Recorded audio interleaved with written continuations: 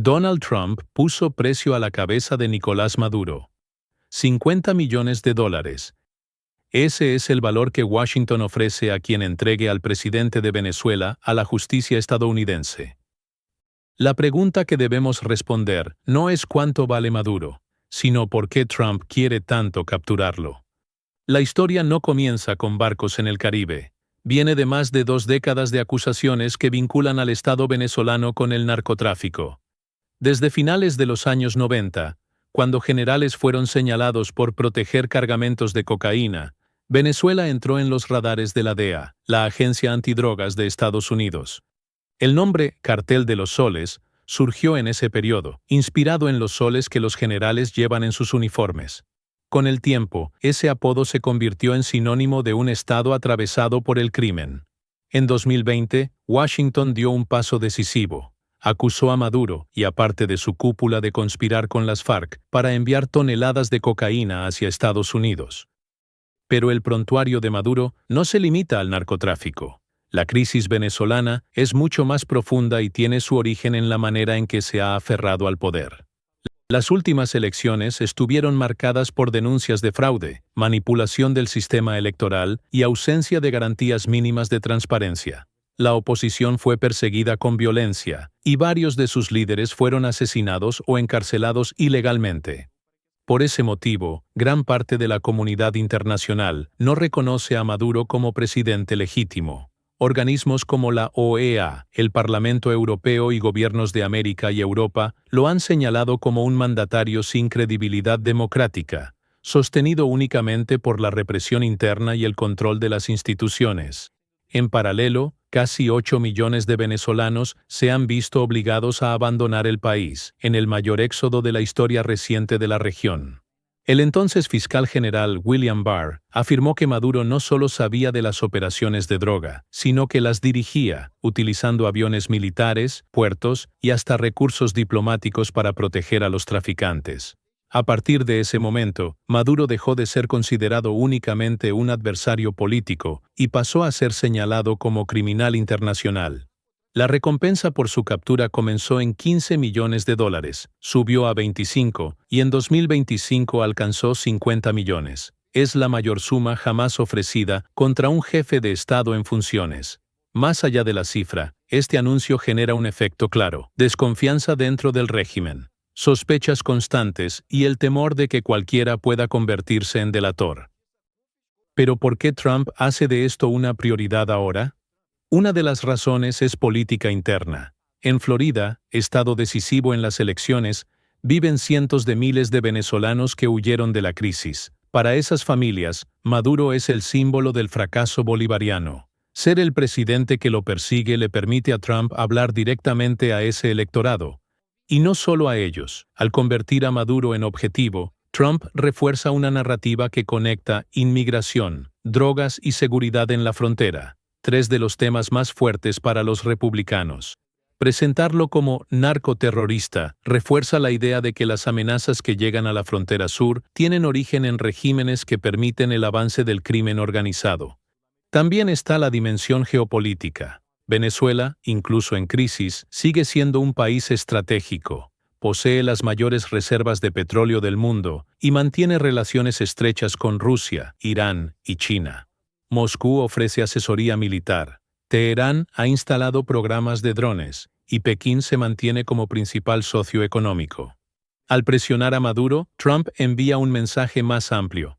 América Latina sigue siendo área de influencia de Washington y no habrá tolerancia con alianzas que fortalezcan a sus rivales globales.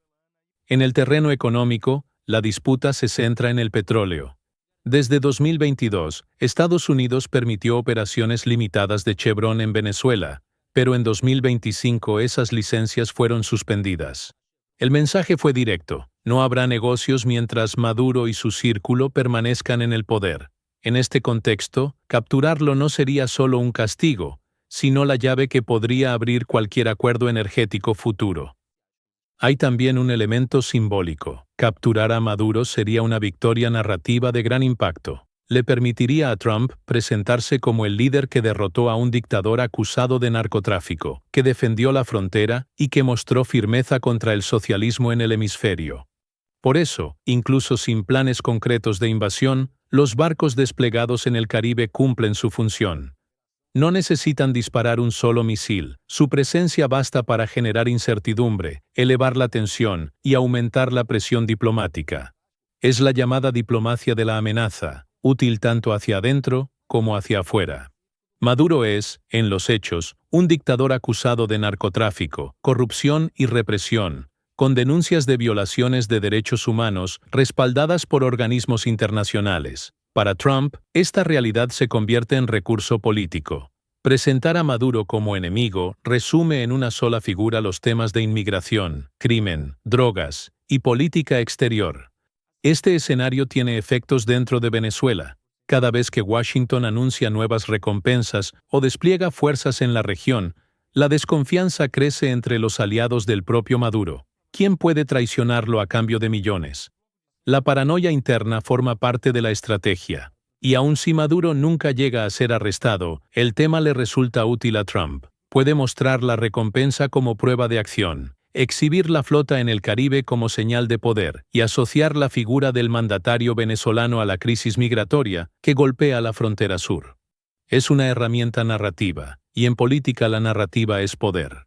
Mientras tanto, la población venezolana sigue pagando el precio. Casi 8 millones de personas han abandonado el país desde 2015, huyendo de la pobreza, la represión y la violencia. Las rutas de cocaína permanecen activas, junto al oro ilegal, el contrabando de combustible y otras economías ilícitas que prosperan en territorios sin control estatal. Ese es el terreno que sostiene las acusaciones contra Maduro. Un gobierno que no solo convive con la criminalidad, sino que es parte de ella. Al final, capturarlo es a la vez objetivo y método. Objetivo, porque representaría un triunfo internacional contra el régimen. Método, porque la sola amenaza ya produce resultados, erosiona lealtades, inquieta a aliados y refuerza el discurso político. Por eso, cuando preguntamos por qué Trump quiere capturar a Maduro, la respuesta va más allá de la justicia.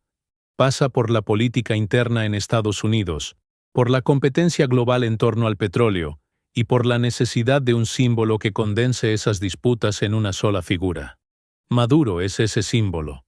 Para Trump, capturarlo vale mucho más que $50 millones.